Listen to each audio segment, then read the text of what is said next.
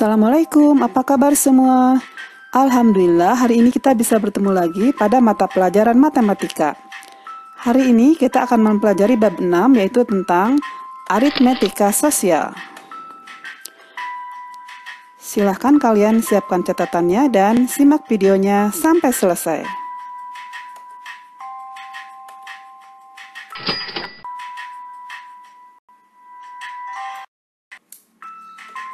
Dalam kehidupan sehari-hari, kita tidak mungkin terlepas dari kegiatan yang terkait dengan aritmetika sosial.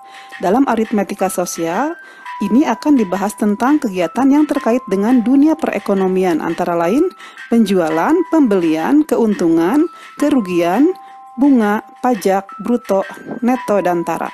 Di dalam materi ini, kalian akan diajak untuk menemukan dan memahami rumus terkait dengan aritmetika sosial. Diharapkan rumus tersebut tidak hanya sekedar dihafal, namun juga benar-benar dipahami. Untuk lebih mudah memahami rumus-rumus yang nanti akan kalian temui, sebaiknya kalian membuka kembali pemahaman kalian tentang aljabar yang sudah disajikan pada materi sebelumnya.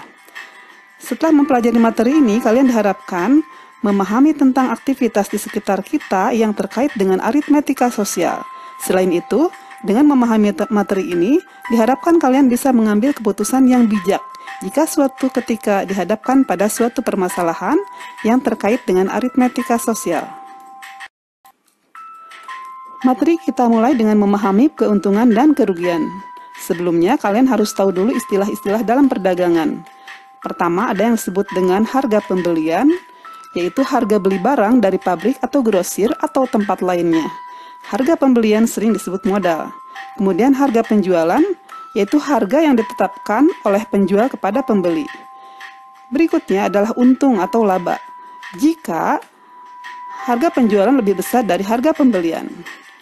Rugi, jika harga pembelian lebih besar dari harga penjualan, atau harga penjualan lebih kecil dari harga pembelian.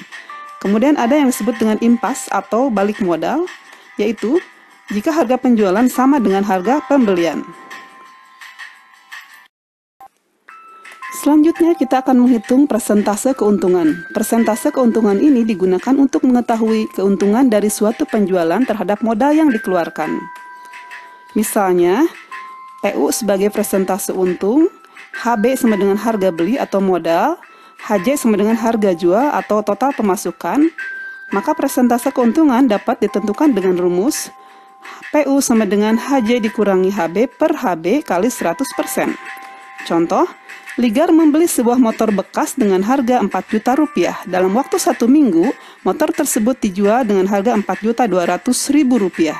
Tentukan persentase keuntungan Ligar. Sebelum menentukan persentase keuntungan, kita menentukan keuntungan yang diperoleh Ligar terlebih dahulu. Berarti untung sama dengan harga jual dikurangi harga beli. Harga jualnya 4.200.000 rupiah dikurangi 4 juta, berarti untungnya 200.000 rupiah. Maka sekarang kita hitung persentase keuntungannya, berarti untung per harga beli kali 100%.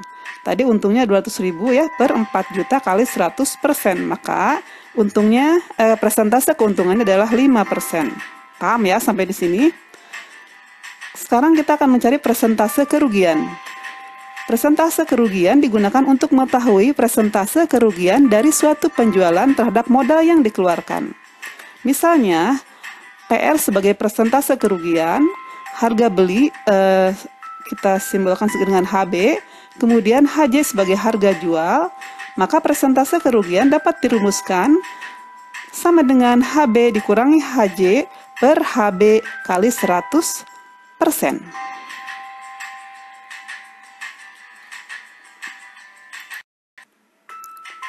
Contoh, Pak Gavin membeli sepetak tanah dengan harga 40 juta. Karena terkendala masalah keluarga, Pak Gavin terpaksa menjual tanah tersebut dengan harga 38 juta.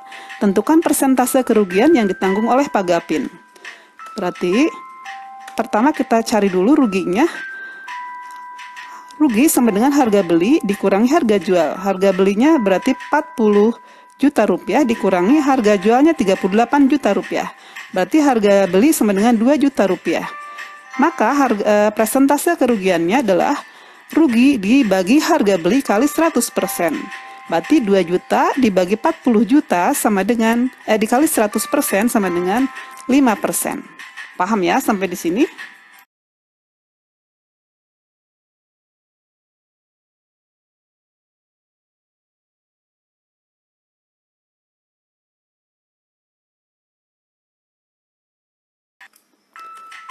Contoh soal berikutnya, Pak Tanu membeli sepetak tanah dengan harga 40 juta rupiah. Karena terkendala masalah keluarga, Pak Tanu terpaksa menjual tanah tersebut dengan menanggung kerugian 5%. Tentukan harga jual tanah milik Pak Tanu. Bisa dengan menentukan kerugian terlebih dahulu ya. Berarti kita tentukan kerugiannya sama dengan 5% kali 40 juta rupiah. Maka kerugiannya sama dengan 2 juta rupiah. Jadi harga jualnya 40 juta rupiah dikurangi 2 juta rupiah sama dengan 38 juta rupiah. Jadi harga jual tanah Pak Tanu adalah 38 juta rupiah. Paham ya sampai di sini? Catatan ya, penyelesaian soal-soal di atas hanya salah satu cara dari beberapa alternatif. Nanti kalian bisa mempelajarinya. Semoga kalian paham. Terima kasih sudah menyimak videonya sampai selesai. Semoga bermanfaat. Assalamualaikum warahmatullahi wabarakatuh.